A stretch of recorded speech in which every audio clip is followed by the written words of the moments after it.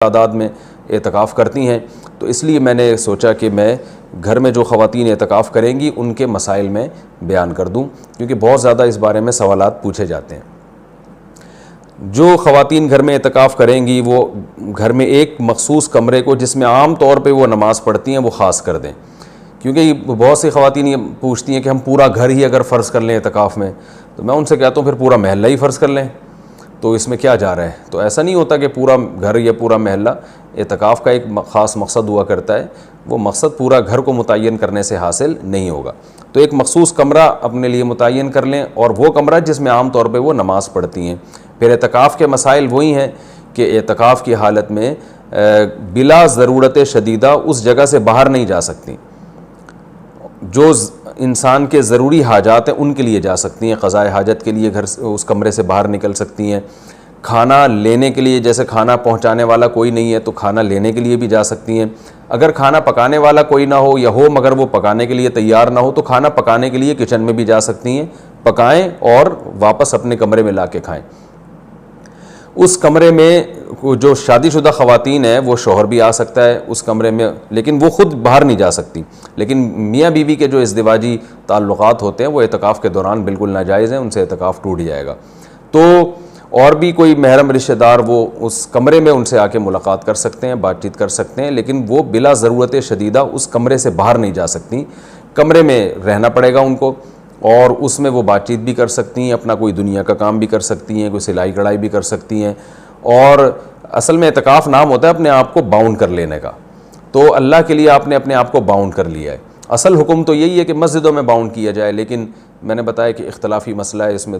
بعض فقہاء اس کے قائل ہیں کہ مسجدوں میں جانا چونکہ فتنے کا سبب ہے، اب عورت کو اگر اعتکاف کی اجازت نہ دی جائے تو وہ ہمیشہ کے لیے اعتکاف سے محروم ہو جائے گی، تو اس لیے انہوں نے یہ گنجائش دی ہے کہ وہ گھر میں اعتکاف کر سکتی ہے۔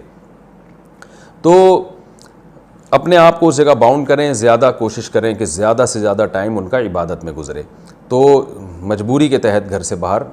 اس کمرے سے باہر نکلا جا سکتا ہے، اور اس کمرے میں کوئی بھی جا کے جو بھی محرم ہے ان کے پاس بیٹھ سکتا ہے، بات چیت کر سکتا ہے، بچے بھی آ سکتے ہیں وہاں پہ، ان بچوں کی کوئی خدمت کرنی ہو، جیسے ان کو کھلانا ہو، ان کو پڑھانا ہو، وہ اس کمرے میں بیٹھ کے خواتین کر سکتی ہیں جو اعتکاف میں بیٹھی ہوئی ہیں۔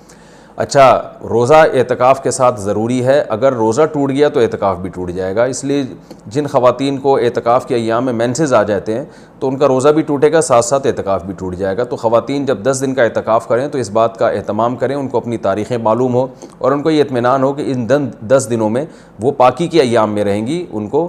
جو مینسز ہیں وہ جاری نہیں ہوں گے، تو اس بات کا پہلے اہتمام کریں۔ جن خواتین کا یہ خیال ہے کہ ان کو مینسز آ سکتے ہیں وہ اعتکاف میں نہ بیٹھیں یا نفلی اعتکاف کر لیں۔ تو سنت اعتکاف کے لیے طہارت بھی شرط ہے، کیونکہ اس میں روزہ ضروری ہے سنت اعتکاف کے لیے، اور خوشبو کا استعمال کر سکتی ہیں اس دوران، اور جو ہے وہ کسی عالم کے بیان سن سکتی ہیں، کوئی دینی کلاسز لے سکتی ہیں، اور اس میں جو ہے وہ فون پہ بات کر سکتی ہیں، تو یہ تمام چیزیں جائز ہیں۔ لیکن اعتکاف کا پورا مقصد جبھی حاصل ہوگا جب عبادت زیادہ سے زیادہ کی جائے، لہذا خواتین جو بھی گھر میں اعتکاف کریں گی ان کو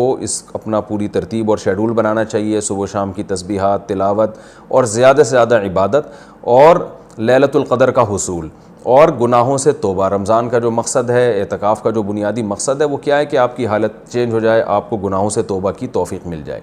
تو یہ سب کام کا اہتمام کرنا چاہیے۔ اور مرد جو مسجد میں اعتکاف میں بیٹھیں گے ان کے بھی وہی مسائل ہیں جو خواتین کے ہیں کہ مسجد سے باہر نہیں وہ جا سکتے،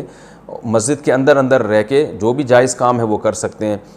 اس میں اگر کوئی اپنی پڑھائی کرنا چاہیں تو پڑھائی بھی کر سکتے ہیں، اس میں اصل تو یہ کہ عبادت کریں جس کے لیے آپ بیٹھیں یہاں پہ، لیکن جائز کام جتنے بھی ہیں